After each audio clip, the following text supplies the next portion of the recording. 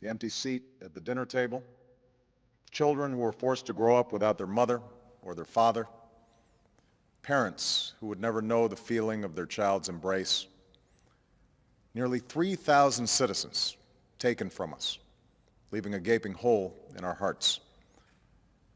On September 11th, 2001, in our time of grief, the American people came together. We offered our neighbors a hand, and we offered the wounded our blood. We reaffirmed our ties to each other and our love of community and country. On that day, no matter where we came from, what God we prayed to, or what race or ethnicity we were united as one American family. We were also united in our resolve to protect our nation and to bring those who committed this vicious attack to justice. We quickly learned that the 9/11 attacks were carried out by Al-Qaeda, an organization headed by Osama bin Laden, which had openly declared war on the United States and was committed to killing innocents in our country and around the globe. And so we went to war against Al-Qaeda to protect our citizens, our friends, and our allies. Over the last 10 years, thanks to the tireless and heroic work of our military and our counterterrorism professionals, we've made great strides in that effort. We've disrupted terrorist attacks and strengthened our homeland defense. In Afghanistan, we removed the Taliban government, which had given bin Laden and al-Qaeda safe haven and support.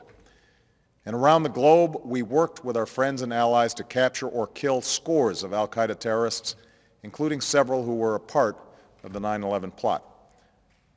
Yet, Osama bin Laden avoided capture and escaped across the Afghan border into Pakistan. Meanwhile, al-Qaeda continued to operate from along that border and operate through its affiliates across the world.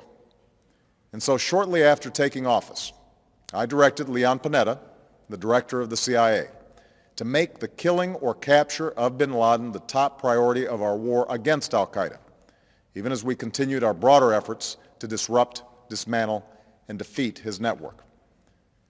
Then, last August, after years of painstaking work by our intelligence community, I was briefed on a possible lead to bin Laden. It was far from certain, and it took many months to run this thread to ground. I met repeatedly with my national security team as we developed more information about the possibility that we had located bin Laden hiding within a compound deep inside Pakistan. And finally, last week, I determined that we had enough intelligence to take action and authorized an operation to get Osama bin Laden and bring him to justice. Today, at my direction, the United States launched a targeted operation against that compound in Abbottabad, Pakistan. A small team of Americans carried out the operation with extraordinary courage and capability. No Americans were harmed. They took care to avoid civilian casualties. After a firefight, they killed Osama bin Laden and took custody of his body. For over 2 decades, bin Laden has been al-Qaeda's leader and symbol, and has continued to plot attacks against our country and our friends and allies. The death of bin Laden marks the most significant achievement to date in our nation's effort to defeat al-Qaeda. Yet his death does not mark the end of our effort.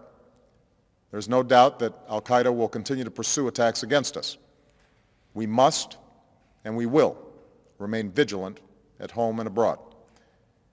As we do, we must also reaffirm that the United States is not and never will be at war with Islam. I've made clear, just as President Bush did shortly after 9/11, that our war is not against Islam. Bin Laden was not a Muslim leader. He was a mass murderer of Muslims. Indeed, al-Qaeda has slaughtered scores of Muslims in many countries, including our own.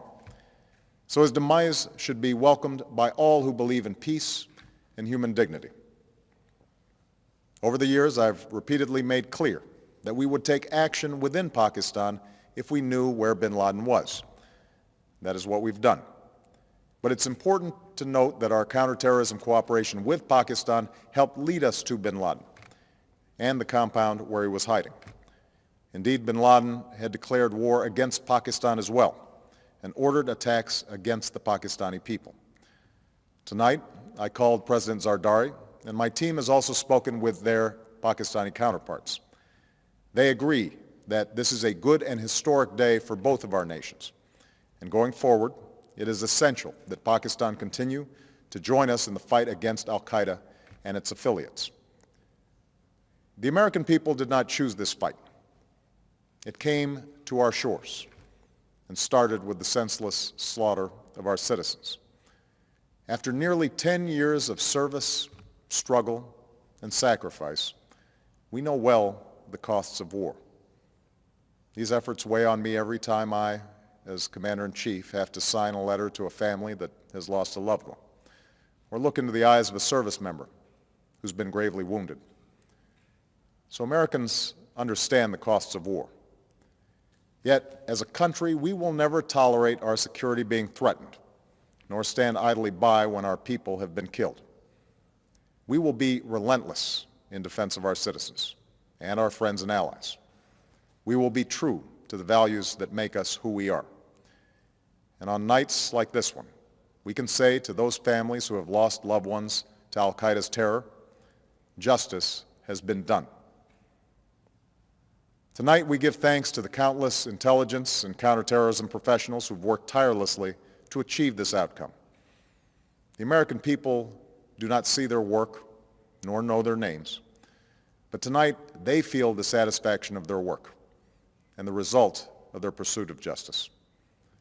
We give thanks for the men who carried out this operation, for they exemplify the professionalism, patriotism, and unparalleled courage of those who serve our country.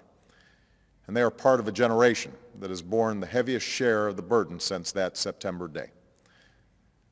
Finally, let me say to the families who lost loved ones on 9/11 that we have never forgotten your loss, nor wavered in our commitment to see that we do whatever it takes to prevent another attack on our shores. And tonight, let us think back to the sense of unity that prevailed on 9/11. I know that it has at times frayed, yet today's achievement is a testament to the greatness of our country and the determination of the American people. The cause of securing our country is not complete, but tonight we are once again reminded that America can do whatever we set our mind to. That is the story of our history. Whether it's the pursuit of prosperity for our people or the struggle for equality for all our citizens, our commitment to stand up for our values abroad, and our sacrifices to make the world a safer place. Let us remember that we can do these things not just because of wealth or power, but because of who we are. One nation, under God, indivisible, with liberty and justice for all. Thank you. May God bless you. And may God bless the United States of America.